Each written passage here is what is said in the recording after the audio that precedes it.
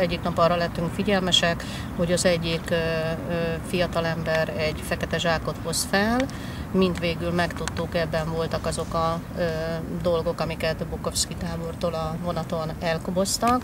Utólagosan készült egy megsemmisítési jegyzőkönyv, ami alapján kiderült, hogy mi ezeket a szendvicseket, mint ahogy hallottuk, a szemetes kukából vettük ki, ami nem fedi a valóságot.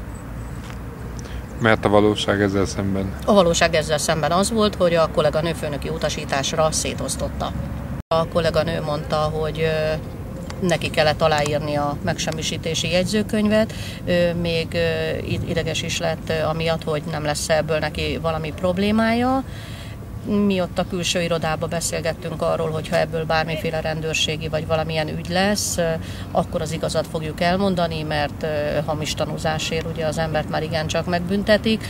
Még egy cégen belül itt elment volna, hogy az ember eltusoljon valamit, de egy kollégának az élete tulajdonképpen került itt veszélybe, mert úgy tudom 1 éve lett volna még a nyugdíjig, tehát elhelyezkedni már biztos, hogy nem fog tudni, és az ember igazságérzete azért azt mondatta, hogy ha a főnökkel szembe kell szállni, ha nem, az igazságot el kell mondani.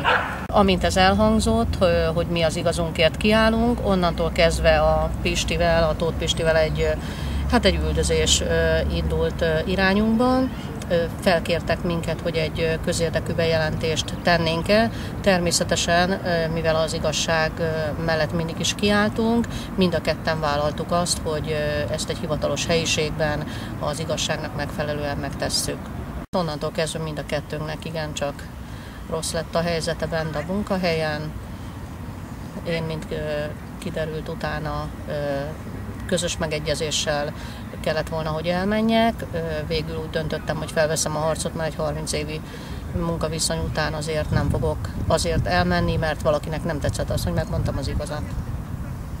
De ezzel a közös megegyezéssel is úgy értesültem, hogy voltak problémák. Ebben csak negatív dolgok voltak, tehát nem járt végkielégítés, nem járt felmondási idő, tehát ami rossz lehetett, az minden benne volt. Azok után, hogy az ember 30 évig becsülettel dolgozott.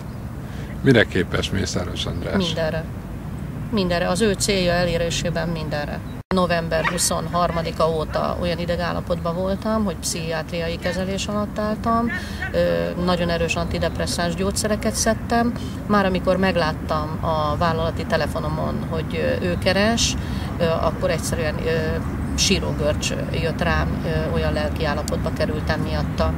Míg benn voltam az irodában, 2 percenként jött oda a hátam mögé, miután ugye a közös megegyezéses megállapodást visszavonta, teljesen ellehetetlenítette bent a munkavégzésemet, felajánlotta, hogy menjek az úttörővasúthoz dolgozni, felsőfokú végzettséggel, főtiszti ranggal menjek lepedőt számolni a raktárba, tehát oly lehetetlen munkaköröket ajánlott fel, pedig mondtam, hogy hajlandó lennék a nyugalmam érdekében bárhova elmenni, de azért egy hozzám méltó munkakört keressen. Ezek után döntöttem úgy, hogy én így nem bírok tovább dolgozni, azért napi 3 nyugtatóval már igencsak nehezen ment, és akkor úgy döntöttem, hogy nem bírok tovább szembenézni vele, és orvoshoz mentem, aki még a magántelefonszámát is megadta, olyan idegállapotba talált engem. Úgy kellett tenni az embernek, hogy nagyon határozott benyomást kellett, hogy keltsen. Én először, megmondom őszintén, megijedtem tőle, és talán ez volt a baj, mert későbbiekben tapasztaltam, hogy aki szembeszállt Mészáros úrral, azért nem mert annyira kezdeni vele. Lehet, hogy itt a női mi voltam is befolyásolta ezt a dolgot. Én nem vagyok egy olyan nagyon erős egyéniség, hogy szembe mertem volna vele nyíltan szállni. De a szakszervezet nagyon sokban segített nekem. Ha ők nem állnak mellém, akkor én biztos, hogy munkanélküli segélyen tengetem most az életem. Ez most a VDSS? Igen, igen. Tóth Istvánnal kezdtük gyakorlatilag ezt a sorozatot, és elég pikáns részleteket mesélt el a Mészáros András hétköznapjairól. Ez mennyiben helytálló, vagy te is láttál-e, tudod-e tanúsítani, hogy ilyenek voltak? Igen, ez teljes mértékig helytálló.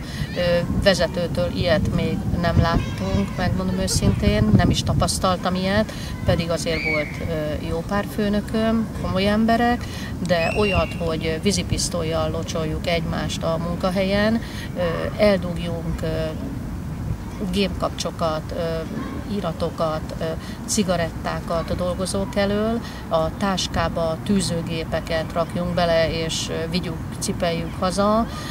Szóval ilyet WC ajtó elé támasztjuk a széket, hogy a kollega ne tudjon kijönni, becsukjuk az ajtót, hogy ne tudjon a másik bejönni.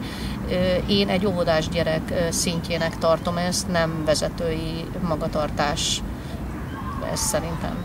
A szakszervezeteknek szeretném megköszönni, és mind a kettőnek, mert nem csak a VDSS állt mellettem, hanem az én ügyemben a VS és a VDSS teljes mértékig összefogott, sőt összefogott Tóth Pisti érdekében is. Ezt nagyon szépen köszönjük mind a két szakszervezetnek, akik úgy nézett ki, mintha széthúznának, de a széthúzás régebben csak a vezető miatt volt, és ők is rájöttek arra, hogy ha a dolgozók érdekét akarják képviselni, akkor össze kell fogniuk abban, hogy Mészáros úr nagy hatalmát megdöntsék, mert ez nem a dolgozók érdekét szolgálta. Ő kihasználta az embereket, egymás ellen fordította az utazókat, egy-egy besúgó elmondott valamit a másikról, a másik az egyikről, és mindenki azt hitte, hogy ezzel ő mentesül, de senkinek képzelje azt, hogy ő bárki iránt is érzett valamit, mindenkit kihasznált annak a célnak az érdekében, hogy ő talán a felső vezetésnek megfeleljen. Tudod, mi az érdekes, hogy ugye hallgattam a Tóth Istvánt, a Bukovszki Gábort, most hallgatlak téged, és mind a hárman, meg akivel beszéltem, mindenki úgy fogalmazott, hogy Mészáros úr. Mit kell ahhoz tenni egy férfinak, egy szolgálati vezetőnek, hogy az úr az eltűnjön a neve mellől? Mert szerintem ő sokat tett ezért. Tényleg soha nem gondoltam rá másként, mint Mészáros úr. Nem tudnám megmondani, hogy miért. Sok főnököm volt, mindenkinek megadtam a tiszteletet, neki is még lehetett, de egy idő után az ember már teljesen tönkrement abba, hogy próbáljon neki megfelelni, mert neki nem lehetett megfelelni.